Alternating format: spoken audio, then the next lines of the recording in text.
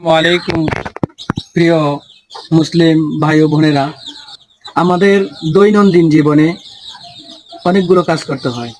তার মধ্যে একটা কাজ হচ্ছে আমরা সকলেই টয়লেট করি, কিন্তু এই টয়লেট করার ভিতরে আল্লাহ রাসূল সাল্লাল্লাহু আলাইহি সাল্লামের যে আদর্শ আছে আমরা বেশিরভাগ মানুষই জানি না, আবার অনেকে করি না। এই জন্য আমি চিন্তা ভাবনা করে দেখলাম যে আপনাদেরকে এই টয়লেটের যে রাসূল সাল্লাল্লাহু আলাইহি সাল্লামের আদর্শ, সেই আদর্শ সুন্নাহগুলো তুলে ধরার জন্য আমি এখন আপনাদের মাঝে সেটাকে তুলে ধরবো ইনশাআল্লাহ। বাইরে থেকে যেমন মাথা এবং পুরো শরীর ঢাকিয়ে যাইতে হবে, এবং জুতা স্যান্ডেল যে কোনো জুতা হোক সমস্যা নাই, পায়ে দিয়ে যেতে হবে। এবং আমি এখন আপনাদেরকে দেখাবো কীভাবে যাবো। এবং এই পানি, আমরা আগে পানি ভরে নিব।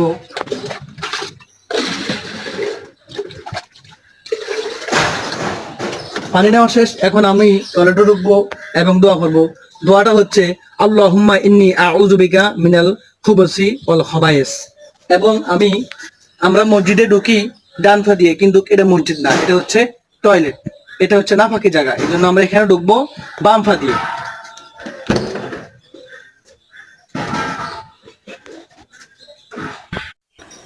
টয়লেটে ঢোকার পরে আমাদের কাজ হচ্ছে ডিলা এবং কুলু ব্যবহার করব, এবং যতক্ষণ টয়লেট করব ততক্ষণ ইস্তেকবাল পড়ব। এবার আমরা টয়লেট শেষ, এখন আমরা বাইর হব। বাইর হওয়ার সময় আমাদেরকে ডান পা দিয়ে বাইর হতে হবে এবং দোয়া করতে হবে গুফরানাক আলহামদুলিল্লাহিল্লাযী আযআবা আনিল আযা ওয়া আফানি। এই দোয়াটা পড়তে হবে এবং আমাদেরকে হাত ভালোভাবে পরিষ্কার করতে হবে, যদি মাটি বা সাবান আমরা যেটাই পারি। যেমন প্রথমে আমরা মাটি দিয়ে ভালো করে হাত দিয়ে নেব, এবং দ্বিতীয়বার সাবান দিয়ে ভালো করে হাত দিতে হবে। প্রথম হচ্ছে সাবান দিয়ে ভালো করে হাত ধুয়ে নেব, সাবান, এবং আমরা পা একটু পানি দিয়ে ধুয়ে নেব।